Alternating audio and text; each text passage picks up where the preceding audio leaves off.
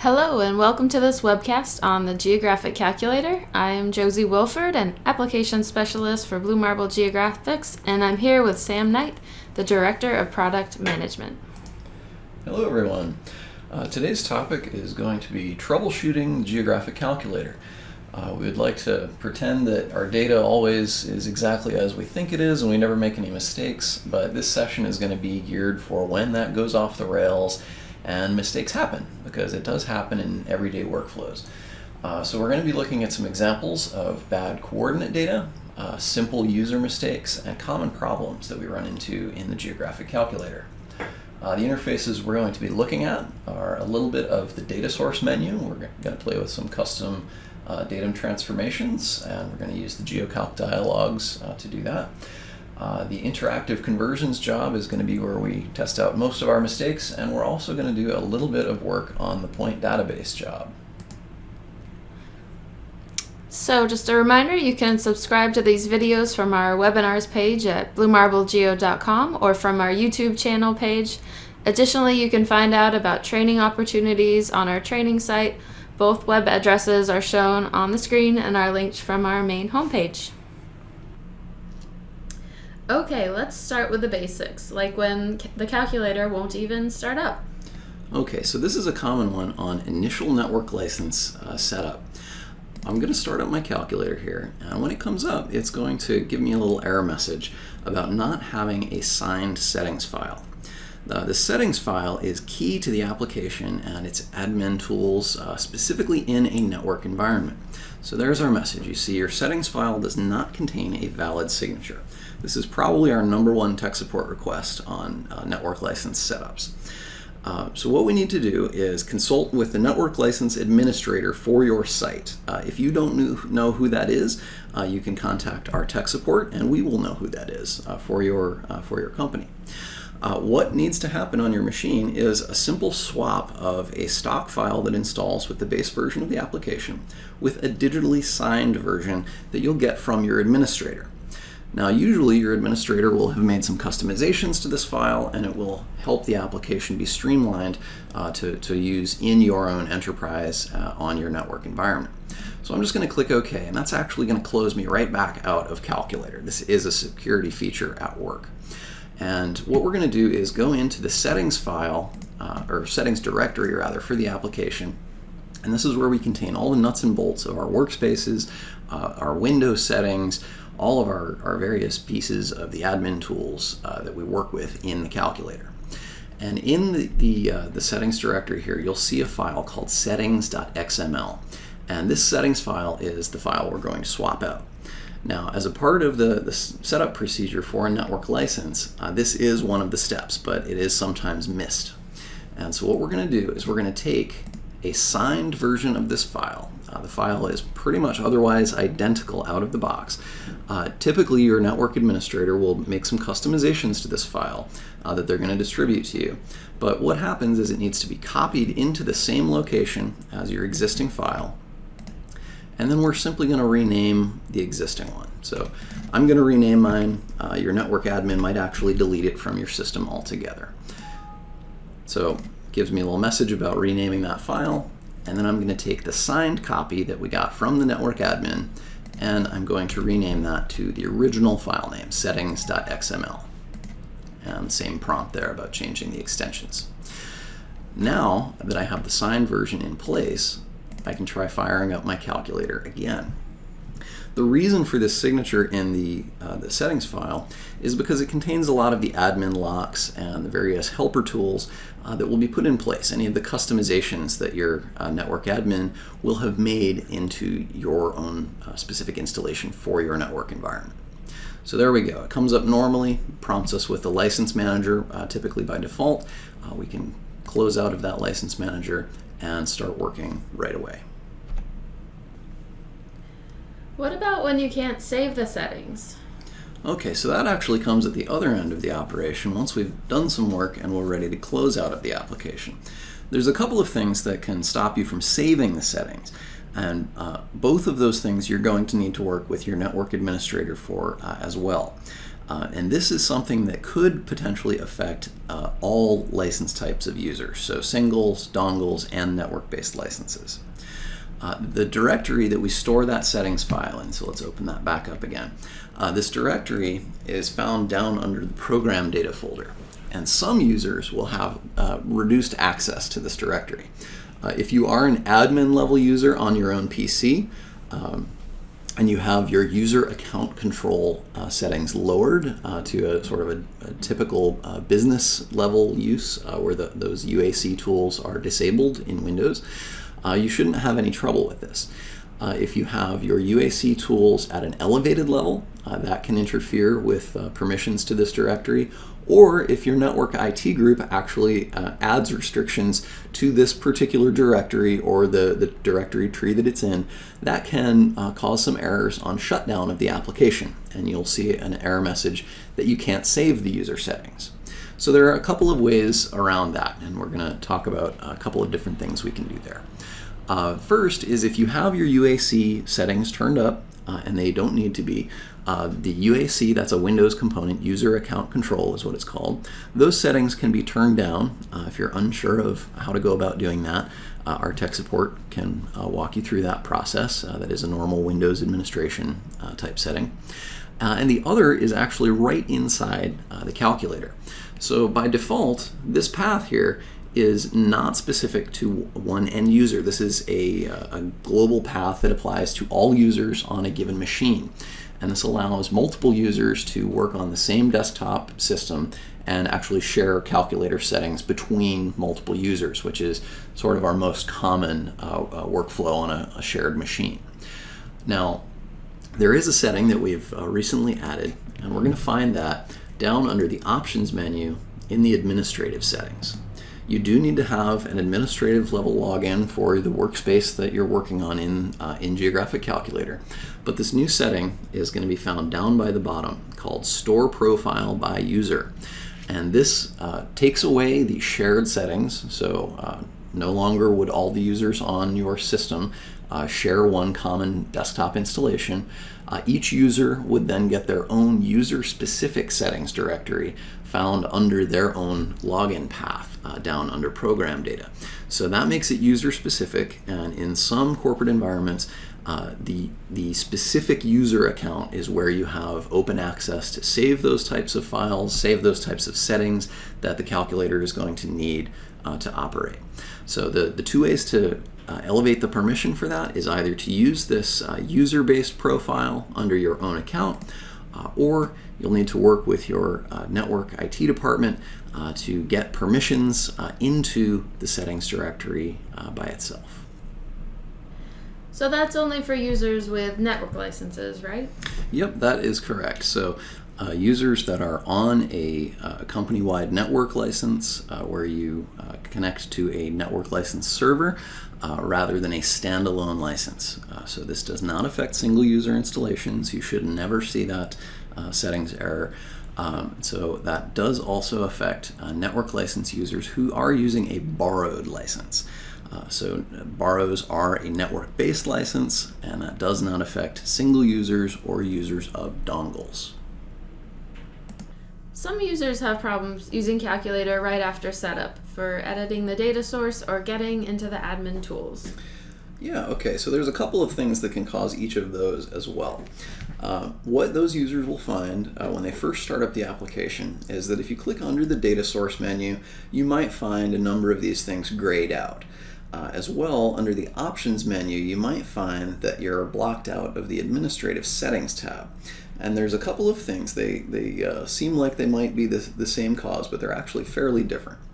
The first and the simplest part of that is that you might not have a license at the moment. So if we take a look down under the Help menu, you can get into your License Manager.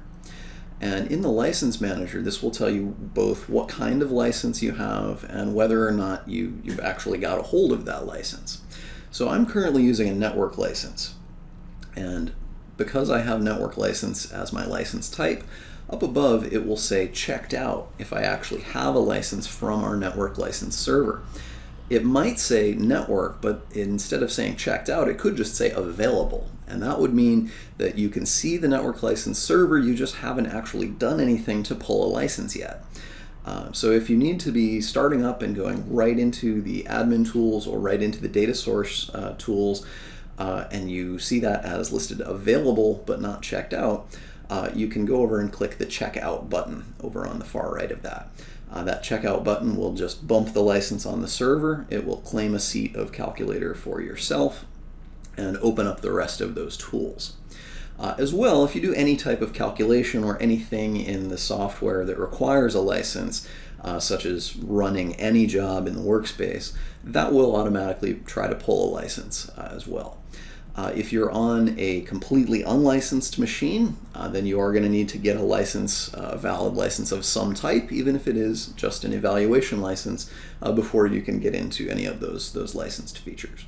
But most commonly it will be network users who are starting up the application and just going right for the data source menu or right for the admin tools without actually pulling a license first. So all you need to do again is just bump that checkout button on the license manager, and the license manager is found right under the help menu down towards the bottom there. Now the other scenario that can cause you to be locked out of the data source menu, so that's if you pop the data source menu and these are all gray and you do have a license set up, you may be under an admin lock type scenario. So if we go down under the administrative settings and we go under the main tab here, the general tab, you'll see administrative lockdown is active, and you'll see the password field will be enabled. So mine is not under lockdown at the moment, so mine is disabled, but if you do see that lockdown is active and the password field is enabled, that means you're currently locked out of your workspace. So you either need to log into that workspace, or if you don't actually have the admin permissions and there's something in there you feel you need to do, you're going to need to work with your Geographic Calculator license administrator at your enterprise. Typically, you should know who that is because they should be guiding the work you're doing in the calculator if you have access to that. But if you are at, say, a large company and you don't know who your administrator is, feel free to contact our tech support because we do know who that person is. So it's a simple thing to just unlock that with whatever the password is, or to work with your administrator to get whatever changes you need put in place there. So those are the two main things that will stop you from doing things such as editing the data source, changing any of the admin level permissions, or sometimes opening a different workspace. So what I'm actually going to do right now is open a different workspace, and we're going to be working through some examples here of a workspace that has a number of very bad settings in it that we're going to use to illustrate some of our troubleshooting workflows here. So once everything is up and running, how about covering some data conversion problems that people have, like when you can't find a datum transformation? Okay, so these are also some of the most common things that our tech support department gets asked about. And there are a number of things that can make your conversions go a little bit sideways. So we're gonna look at a few different topics, and I've made myself a project folder here in my project manager called Bad Jobs. And so these are all jobs where nothing works, and they don't work for a few different reasons. So I've named each of these jobs with just the type of error that we see in here. And we're going to start with some of the simple stuff, and then we'll get a little bit more complex as we go along. So first, on an interactive conversion here, I have a single point conversion going from latitude, longitude on one system, so in this case NAD27, our North American older survey system here, and going output to WGS84. So seems simple enough until I go to pick a coordinate transformation, and it's going to give me a message that it's unable to find a transformation between the selected systems. So that's, something has obviously gone wrong here, and we're going to take a look at a few reasons why that might happen. So on this particular one, I've been a little bit sloppy with my coordinate entry. I punched in my longitude and my latitude, but when I was doing that, I accidentally put them in the wrong fields. So I said that I'm going 70 degrees I intended to say I'm going 70 degrees west in terms of longitude, but I punched that in 70 degrees latitude. So I'm going negative 70 degrees of latitude and 44 degrees east longitude. So that puts me completely in the wrong part of the world for my NAD27 coordinate system. So of course, when I have completely bad coordinates in there, it's not going to find a transformation because the transformations are all localized to particular parts of the world. So what I need to do here, I'm just going to quick copy and paste those out and swap them around. Oop. Let me try that again. I'll just repunch them in. 44 degrees latitude and negative 70 degrees longitude, putting me in the Western Hemisphere. When we go to pick our transformation, there we see we get a list of ways to connect the dots between those two systems. So I can grab onto my transformation, return to my job settings, and finish off my calculation. So a simple thing like just swapping the coordinate, whether it's a latitude and longitude or a northing or easting, that has a rather fundamental effect on the ability to complete your conversions either with a datum transformation or if you're working on two systems that have the same datum or to get an accurate position for output. So it's a very easy thing to do, but it's a good one to keep an eye on. And next up, taking a look at the direction of our conversion. So I have a similar job saved in place here. So same conversion taking place, NAD27 to WGS84, same input point here. And when I go to select a transformation, I had one saved in the job here, but for some reason it's not finding anything. So I can't finish off that job. And I've got some values saved in place here. So I've got some latitudes and longitudes, and we just took a look at the order there, and I am actually in the correct order with my latitude field and my longitude field. But I've got some zeros as placeholders here in my output field that maybe I saved those into my job when I closed out last time. Any number of reasons. I might have some extra data over there from an old conversion or something. There's a setting here on the interactive interface on what direction our conversion is going to be going, whether that is left to right or right to left. And we'll see the red arrows here indicate the direction of the conversion. So for the similar reason as before of having my latitude and longitude fields in the wrong place, that put me in the wrong location on the planet. So in this case, I've got some zeros stored in on my right-hand side, and my direction of conversion says I'm going from right to left. So according to my settings, the application thinks that I'm actually at 00 lat long, or somewhere off the coast of Africa. So also not going to find a transformation for this particular combination of datums. So what I need to do here is toggle my direction, so going back from left to right using my input coordinates that I'm intending to be using. I go to make my datum transformation, same list of transforms comes up, and I can finish off my conversion, getting the right-hand side output that I was intending to the first time. Now, lastly, there is the issue of just plain verifying the coordinate systems that you're working with. So one thing we see confusion of sometimes is when you set up your conversions. So again, similar conversion, these are all the same systems we've been dealing with, 3 different problems, going from NAD27 to WGS84. Everything looks the same, and I actually was able to pick a transformation for these, relating those two systems together.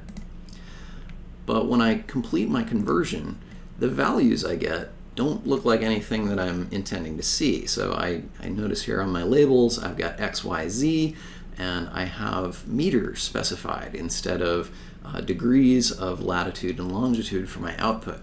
But I have WGS84 set as my output system. This is another one that we see from newer users or users that are not either working a little too quickly or folks that just aren't familiar with some of the terminology. When I went to pick my coordinate system, I browsed down under the geocentric folder in the list of categories out here. Now, geocentric coordinate systems they have a few different names. We call those Earth-centered, Earth-fixed, sometimes 3D Cartesian, but they are a linear coordinate system. So it's using 3 Cartesian axes with the origin of the system at the core of the planet, so at the middle of the planet. It takes 3 coordinates to specify in linear directions from the core of the planet to any position on the surface, but these are not at all latitudes and longitudes. So if you're looking for a system called WGS84, you will find one down under the geocentric folder. But typically, what you're going to be looking for if you want a latitude-longitude position is the geodetic version of that system. So down under geodetic, same place in the World folder, you'll see another system called WGS84. These are both the official valid names of those, but they are different types of coordinate systems. So if we choose the geodetic WGS84, you'll see the interface. The labels on the interface swap back to latitude and longitude. We see our angles are going to be specified in degrees, and when we calculate, it's going to allow us to pick that datum transformation again and finish off the conversion, getting out a nice angular value that we could format however we like. If it's here it's decimal degrees, we could use the format button to put that out in degrees, minutes, seconds, or whatever other format we want to see that in. So a few different things there. These are some of the simpler errors that we can run into with something as basic as an interactive conversion. Sam, what about when you see a datum transformation but you can't actually pick it out? Okay, so there are a few cases where we have datum transformations available in the database, or you might have added something or been given a datum transformation by another user, and you're not able to actually use it. So over here I've got a job labeled missing grids, and I've labeled it missing grids because that's typically what happens to cause that scenario. So for this case, I've got a 3-dimensional transformation going on from a WGS84 latitude-longitude input position from an ellipsoid height. And I'm going to transform that over to a vertical coordinate system called EGM 2008, or the Earth Geopotential Model of 2008. So in the coordinate transformation box in the center, I don't need a horizontal system here because they're both WGS84 latitude-longitude, but I do need to select a vertical transformation. So I'm going to double-click my box, and up is going to come our list of available ways. And you'll see it loads up a menu here that says there's none that are actually usable. If I click down under All, we'll see that there are 2 vertical transformations here that are listed in red, and they have this little exclamation point icon alongside them. These are predefined transformations that are included in our database that you can actually use, but you first need to download some additional grid files to enable them. So you'll see there are 2 different versions there. There is one tagged a 1-minute grid, and there's one tagged a 2.5-minute grid.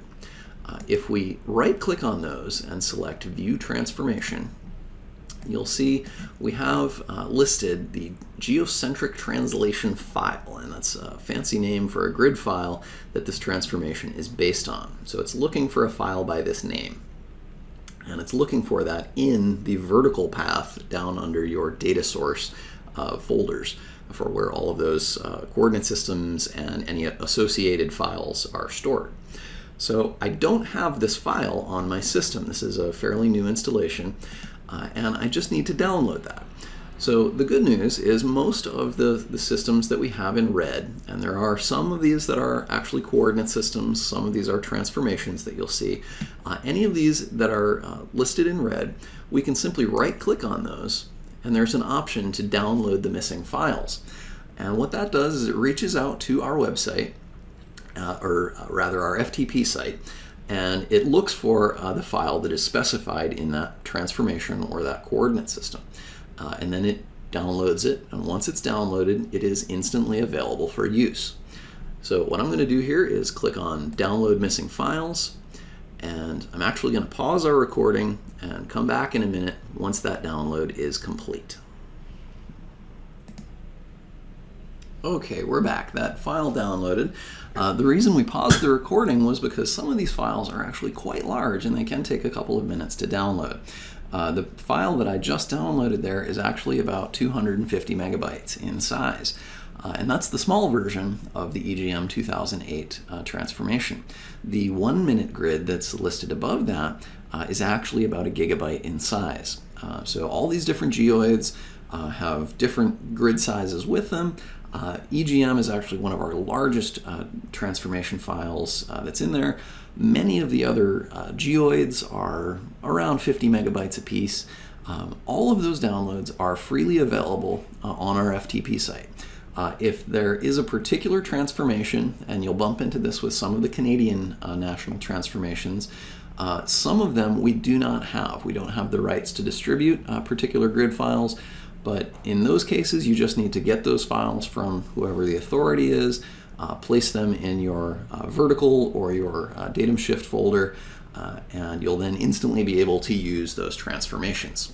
So now that I have my EGM 2008 grid available, I can select it just like any other system and finish off my calculation, seeing the difference there between the ellipsoid and the geoid at that particular location. How about when things don't match our expected output? Okay, so we partially looked at one example of that from our geocentric geodetic example, where we had the wrong coordinate system specified. Another good case of that might be if we're trying to match up control data that we got from someone else and we're not entirely sure of all of the parameters that are involved.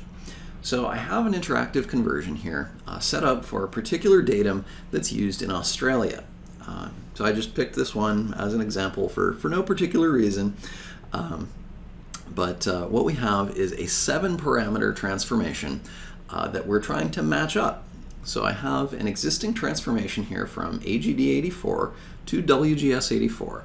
And I've got this calculated output from an older stored job here. So going from 20 degrees south latitude, 135 degrees east longitude, calculating that from the Australian geodetic datum of 1984 over to the World Geodetic System of 1984.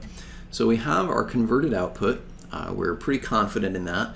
And I just have this one on screen as a good on-screen comparison. You might actually be doing this based on a hard copy control sheet where you have inputs and outputs listed for a particular survey area, and you're needing to match those up in the calculator just to make sure everything is going according to plan with your data. So the transformation that I have here, I have the known good transformation, and then I have this custom transformation that we've made to approximate the output from our first example here. So the workflow here that we would be illustrating would be if you need a custom datum transformation that you don't already have in the Geographic calculator. We're just going to use an older one as an example here. Custom implementing that datum transformation and then checking the output to make sure everything is as you expect. So I've implemented this new datum transformation, and we're just going to take a look at the parameters here. It is a basic 7-parameter transformation, and we've got all of our parameters entered in. And now I've actually made this one as a copy of the first one. So if we view the parameters of that transformation, you'll see they do all match up exactly. So we painstakingly entered in the X, the Y, and the Z translations, the scale, and then the X, Y, and Z rotations. So we should have a valid transformation here. So when it comes time to actually check out what we've done, we would typically fire up an interactive calculator, define our input and output systems, and put in that known good control point from our control sheet. And when we go to select our transformation, we would grab onto our new custom transformation for that, and we'll say OK, come back to the main interface, and fire off the calculation. So then we can compare the values from our output with that custom sheet against our control sheet.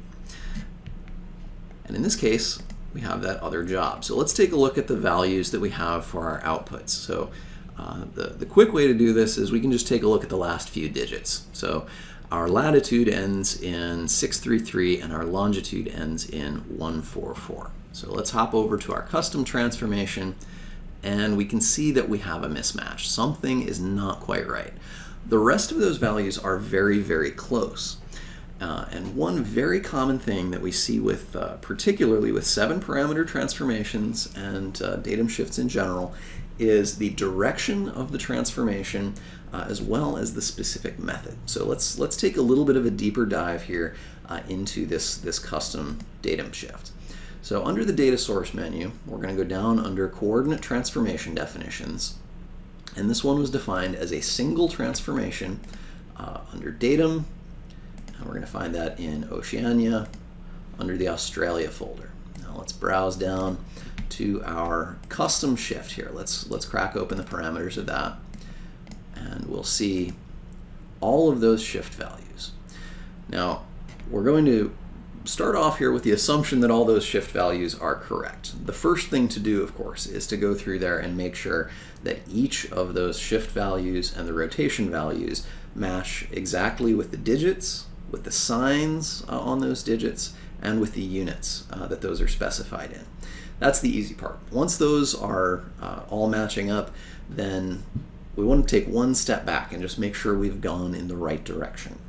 Now, the method is a little bit key here, particularly for 7-parameter transformations. If we hit that drop down under method, you'll see that there are actually 2 7-parameter methods.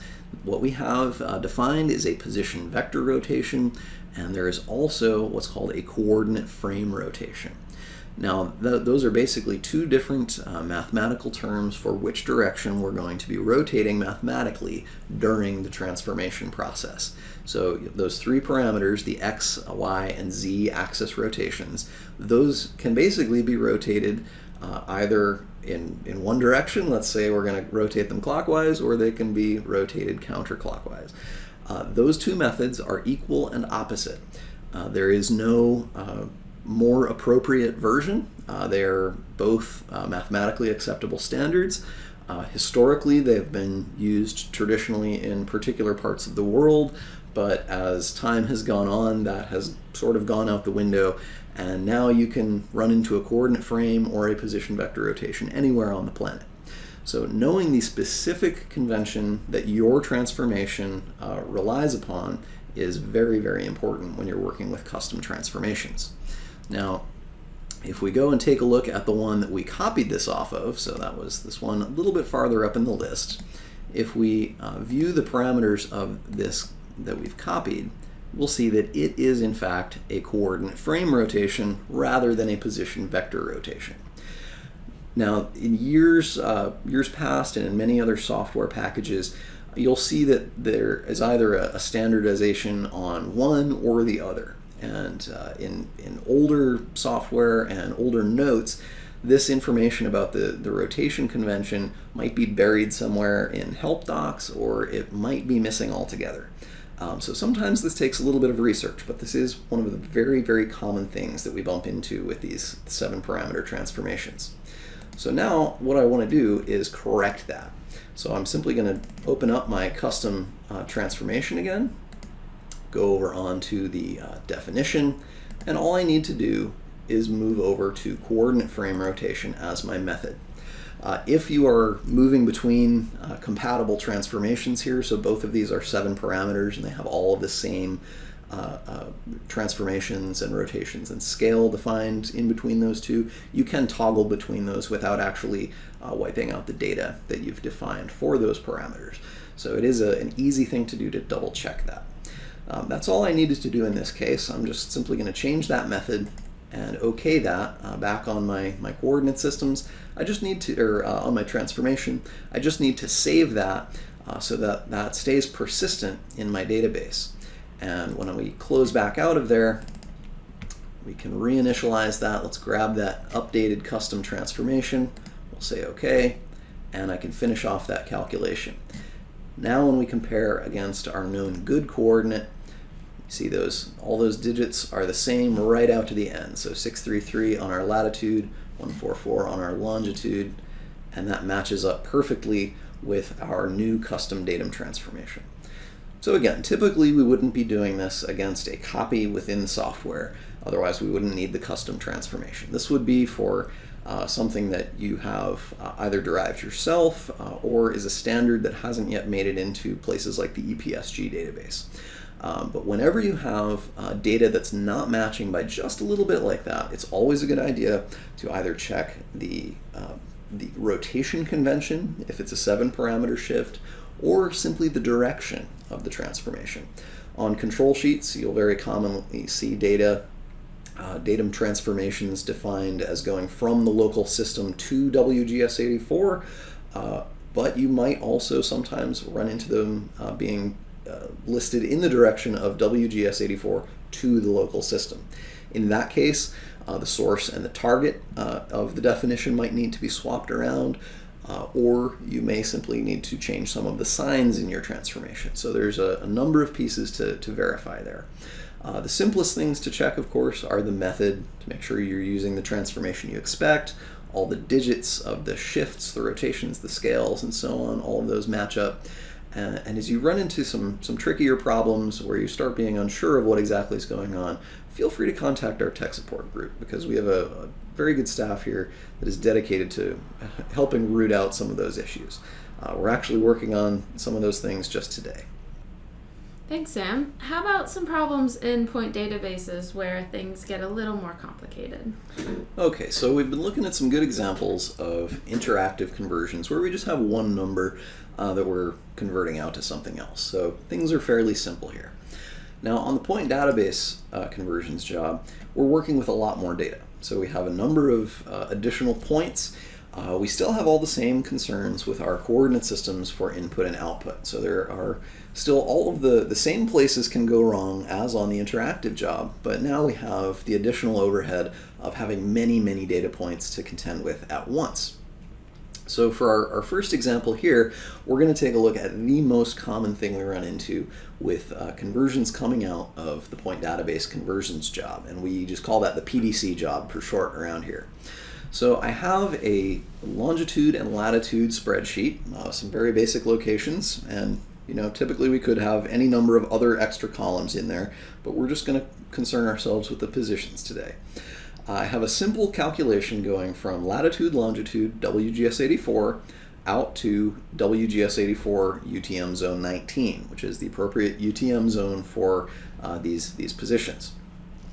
Now, when we go to finish off our calculation here, no datum transformation needed, we see that we get some kind of funny data coming out for output. Now, our process manager pops up when we start dealing with files, and it tells us that this finished successfully, but the data isn't quite exactly as we expect it to be. If we take a look at this, our northings are showing up as very large negatives, which never happens in a properly used UTM zone. Our eastings aren't so bad. They are sort of close to the appropriate range, but we're way far south here. So there's a couple of things to check with that right off the bat. First, that we've used the correct coordinate systems. Every once in a while, you might get a confusion between the northern zones and the southern zones on the UTM systems. Now those zones are broken at the hemisphere. So if you have data that's in the northern hemisphere, you want to be using a northern zone. If you have data from the southern hemisphere, you want to be using a southern zone. So we are in the north, so we're at 44 degrees latitude here in Maine. And so as such, we do want to be using a northern zone. So we're in UTM zone 19 north. So in this case, that's not our problem. The next thing we want to check is our column settings. So this is where we actually apply all of those settings that tell us where our coordinates are in the data. So what we have here are input coordinates and output coordinates. So because I'm going from an input latitude longitude, we see those labels on the left. Output to a projected northing and easting, we see those labels on the right. So the first thing we want to do is just take a quick pass through here, make sure that we have latitude next to our latitude field, longitude next to our longitude, and with that I can see very obviously that I missed my setting of latitude on this conversion. This is the most common thing people run into as a new user on the point database conversions job, getting in there on the column settings. The first column is what will be set by default in the latitude and longitude fields. So it's not that we're correctly finding the longitude here, it's just that I didn't change these from my defaults. So longitude is the first field in my table, so that will fill in all the way across. So I just need to swap my latitude into my latitude field, make sure longitude is in longitude, and then while I'm at it, just quick double check that my northings are going to my field labeled northing and eastings are going out to my field labeled eastings. And you'll see all of those column headers are where we're getting the labels for those drop downs. So I'm just going to OK that, and then we can go finish off that calculation. So we'll see our eastings didn't actually change that much because our longitude was correctly defined. It's mainly our latitude that was drastically in the wrong place. And so now we have much more appropriate coordinate values for our outputs there in our UTM system. So then next up, similar data in a PDC job, but we're going to take a look at when the conversion doesn't actually complete. So I'm going to go ahead and hit calculate on a job that I have actually properly defined. And we're going to see a little error message pop up. So you'll see the progress bar down in the bottom there. It's going to say processing up to a certain interval until it hits this error message. So in here, when you run into a bad data row in a otherwise good spreadsheet, it will isolate that and tell you exactly where it runs into the data. So in this case, on row 13 in the column labeled longitude, the specific data it had a piece of trouble with. So in this case, we had those degrees, minutes, and seconds formatted values.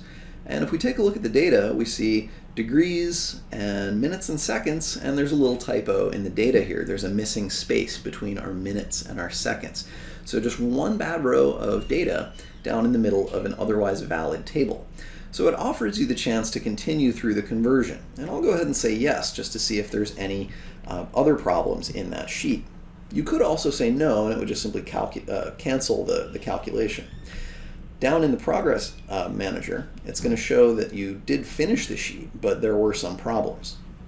So if we remember that we were down in row 13, let's scroll down to row 13, you'll see it didn't fill out that output point because it ran into that problem. We can look at the rest of this sheet and see that there weren't any problems on the rest. So just that one particular row, and it said it ran into the problem in the longitude field. So we can see in there that we need that space back in between our minutes and our seconds. So we can actually edit these fields if we are fully loading this data set. All I need to do is enter a space back in between those two to realign the values. Otherwise, they look fairly normal. It was just a simple typo in there. And then that's the only thing that's going to stop me. I can go ahead and hit calculate, and it will then go back, fill in all those numbers again, and fill in any of the rows that it had errors with, as long as you've gotten rid of all of those typos that are down in the sheet. And then one more down here, we have some bad data formatting coming up. Now, this is an example of some seismic data that we're processing here in the point database job. And we usually process seismic data over in the seismic survey conversion, but we're just going to use this as an example because it is a good example of dealing with different formats and having formats stop your conversion as well. So here we're doing a similar conversion to before. We're going from WGS84 latitude longitude, and in this seismic data, for those of you not familiar, latitudes and longitudes in the seg file format are found in columns C5 and C6. So C5 is our latitude, C6 is our longitude, C7 and C8 are our eastings and northings, and those are what we're going to be calculating here in UTM zone 38. Now you can look at these values and notice that those are not normally formatted latitudes and longitudes. Seismic data uses a series of data called packed DMS, and there are other data formats out there such as raw GPS logs that use some similar squished up formats where we get rid of all the punctuation, we get rid of all the spacing, and so on in there. If I just set up my conversion, and my conversion is set up here to read from C5 and C6 and write out to C7 and C8, going from lat long to zone 38 UTM, if I try to fire off this calculation, it's going to give me an error on the very first row. When you start seeing errors on the very first row, that can sometimes be an indicator that you've got a larger problem than just one bad data point. We could keep on going down this file and see if every row hits an error. But the row that we're seeing here is row 1. The latitude is not between 90 and 90 degrees. So it's outside of the range. It's mathematically not possible according to the conversion here. So let's just say, let's try the second row. So we're going to say yes. Let's continue. And sure enough, on row 2 and row 3 and row 4 and every row in that sheet, it's going to run into a problem where the numbers are actually out of what is possible for a valid range. So I'm going to say let's just skip that. Let's not bother trying to finish. And now down in our process manager, it's going to say that the job was actually canceled without returning any output. So formatting is another major problem with dealing with some of these numeric data types. You have to be very careful to make sure that the lat-long formats actually match your data so that the calculator can understand it properly. So on our input lat-long side, I'm going to click our format button, and that's going to take us to the interface for setting how we interpret and write out the display formats for our degrees. So I have my latitude and longitude on the left-hand side of our coordinate system control, so I'm going to be checking the format drop-down for the left format. If we were writing output and getting different output that we expect, we would be doing this with the right format. So next to the left format, we can see that I've got it set to simply the default of decimal degrees. And what I need to use for this seismic format is packed DMS, and you'll see a few variations down there with decimal markers and without decimal markers. So I need the one that is packed DMS without the decimal marker. And as we change that, you'll see the examples at the bottom change to reflect all of those formatting options that we see at the top. Now for input, we only need to set the format itself. All of the decimal precision, the hemisphere distinguisher, all of those control only our outputs to lat-long systems. So I'm going to go ahead and say OK to that. And let's try that calculation again. This time, it's not going to run into any problems because it is able to properly read all of those coordinates. So we get our outputs in the appropriate fields, and we could then move on with doing things like batches of similar data or so on. So those are just some examples of some of the common types of data problems that we run into here in the calculator. Okay, so thank you everyone for joining us here on this video. Thank you, Josie, for participating with me today. You're welcome. Thank you, Sam. And feel free to send any additional questions you might have on troubleshooting topics into our support team at geohelp@bluemarblegeo.com. Check us out on YouTube. Feel free to subscribe to these videos there for instant notification when we've published a new one. And we'll see you next time.